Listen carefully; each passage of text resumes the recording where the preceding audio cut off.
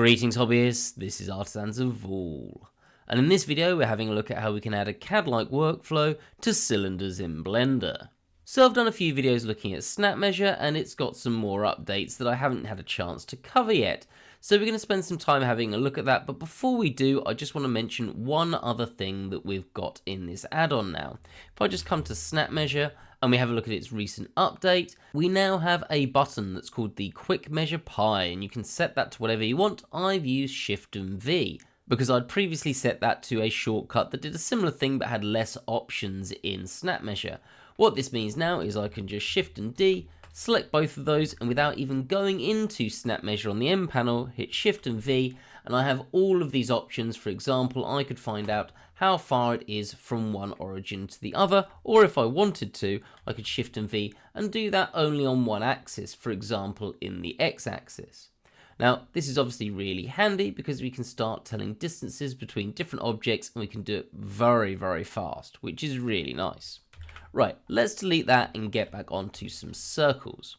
So we'll start with the first, and that is that if we have a cylinder, let's just up the vertices to something that would be quite annoying to manually deal with a lot of the time, and then S and Shift and Z, we've got our cylinder. We don't even need to apply the scale to this, but we can already do some things with the overall dimensions of this.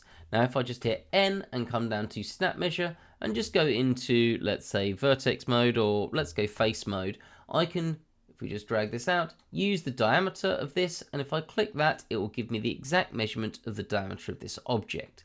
Now we could keep this at this angle if we wanted to, or if I'm just come down here and delete that line, I can also choose to do it on a certain axis. So for example, I might want that display going along the X axis there, and then at the moment, whether we're in edit mode or not, I can change this sizing of this top face. I'm just going to undo that. Now what's really cool about this is if I go down to this add selection, I can come into, let's say, edge mode. I can Shift and Alt and select all of the bottom vertices as well, or in this instance edges, but we know that there's vertices behind this, and just click add selection. Now what this means is that snap measure knows that all of these are connected, and I can just make this bigger and smaller as I choose. Really helpful. Now, I'm just going to stick with this because we want to keep more than one measurement going, so I'm just going to Shift and A, Mesh, and bring in another cylinder. That's just S to scale it up. I'm going to click there, and I'm going to Control Shift and minus to make a destructive, notice it's not a modifier because I use Control Shift and minus for ball tools, a destructive hole in the center of this. This is normally something that would be quite a pain to edit, at least easily. Now what we're going to do is select that vertex and that vertex here. I'm going to Shift and V, and I'm going to do, well, we could do shortest or furthest because there's only two vertices selected, but we've got this line here. I just chose to do it along these points because it's on the Y-axis. I could have done it along either line if I wanted to. Now what we're going to use here is something called Radial Separation Control, and this is very cool. It allows us to control basically this distance between two circles or two cylinders, if you imagine this is a cylinder inside of this one. We do need to set this up slightly. I'm just going to go into edge mode and alt click here and make sure the whole of this circle is selected and say that is the inner loop.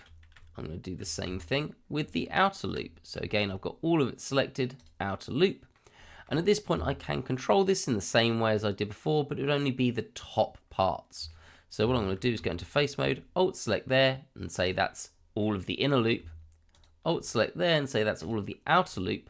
And now we have this insanely powerful combination of our A line, which if I just bring this down here, we can control our overall size, but I can also, in my B line, control the distance between the hole and the outside edge. Now what's so powerful about this is that we can set this to work in any way we want. I could have the start, which basically means the inside, so now we're only controlling the inside shape, or I could do the end and only control the outside.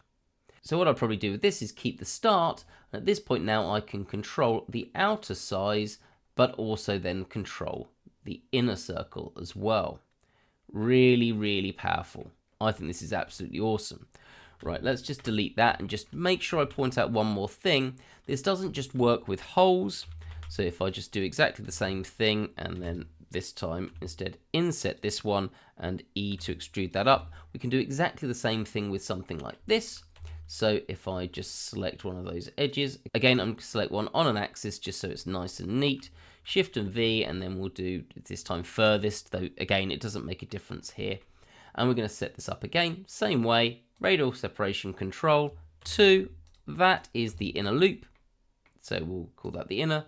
That is the outer loop, so we'll call that the outer. And then 3 to go into face mode, that's the outer. That's the inner. I think I did that in the other way round this time, but it doesn't really make a difference. And once again, we can do exactly the same thing with this inner and outer shape, which is just so cool. What's even better is that if I want to, we can do different things with this. For example, I could select, let's say, this face, and then let's S to bring that in. Or I could do something like, I don't know, there, and then 3, let's go there, and then Alt and E and extrude face along normals. And as long as I get everything selected correctly, this series of edges has already been selected. I just scaled them in, but here we've got a lot more to select. So let's go there, there, there, there, and there. All I'll do is just clear my outer. In fact, let's clear my inner as well, just to make sure this is right. So actually, let's just do that edge, outer, that edge, inner, 3, there is our inner. Those are our outer. And once again, this will work exactly the same way, now pulling or pushing everything that's on the outside or the inside. So really powerful. And once again, I can change that to just be the outside or just the inside. Hugely powerful there. If you're doing wheels or shields, this would be really, really handy, and you can change those sizes really quickly. Right, let's just delete that, and then I want to show you one more thing, and this one kind of blew my mind that it works. I'm not going to lie, I didn't really understand how this would work, and it does. So let's just make this a bit bigger, and then I'm once again going to bring in a cylinder. Let's just S to scale that up. I'm going to G to bring that to here. And I'm going to, once again, destructively boolean this out. In fact, let's just Shift and D and bring that over here somewhere. And Control Shift and minus. Once again, no modifier there. This has been destructively cut out. So what I'm going to do is tab in here, and I'm going to select that edge all the way to here and call this a partial circle. Now, what this does is work out where the circle is, it works out the arc length, and it works out where the center of this circle should be, which is pretty much on this line because of where I placed it. Once again, I can add some geometry to this, so that should be from there to there. Add passengers. I don't know why it's called add passengers. I think I prefer that to add geometry. I don't know why they have different names, but now if I come back here, we can change the radius. Oh no, I did this wrong there. Let's go 1. Ah, that's why. Notice how close these are. I didn't select that invert. So there, control click all the way around to there, my bad. Let's get rid of line A, and we're going to do that again as a partial circle. And then once again there, all the way around here to here, and we're going to add that as the passengers. And then this will now work. So we can control the radius of this Boolean. Well, I say Boolean, it's not a Boolean anymore. This is totally a destructive process that allows us to edit it. Now, what's crazy about this is this looks relatively simple, though I should probably, because of that error, point out this is not a perfect semicircle. But this doesn't even need to be close to a perfect semicircle. Let's do something like that, where we've got this tiny bit taken out of it. Exactly the same process. So definitely not a full semicircle here. Yet this will still, let's come there to there, and then we're going to go to partial. It will still work out a radius, and then we're going to come there and then control click around to here and add that as a passenger. And then once again, this will still work, even though it's a much finer semicircle. Like, this is godly. Like, it's so powerful. I will be clear that this only works on flat edges. There is a limitation to this. We wouldn't be able to do this, for example, on a corner. We can do bevels on a corner, so we can Control and B, and then scroll up to something like that. And then exactly the same process. I can select this edge to there, say that this is a bevel, there to there, and then once again, add selection. They need to be a bit more consistent with this and have the same name. I like the passenger name. Like, let's keep this all the same. And then come up here, and now I can change the radius of my Boolean. Now, one thing I just want to add with this, which is something that I actually asked for and I didn't think was possible, but it's been done, is that if we hit Y for Mesh Machine and we go to Refuse, I can change the amount of vertices or edges that we've got here and click on that, and it will still recalculate this to be correct. And I can still come in, there we go, and use our radius to change it. So this won't go wrong even when we use something like Mesh Machine to entirely change the amount of points on this bevel, which again is just absolutely fantastic.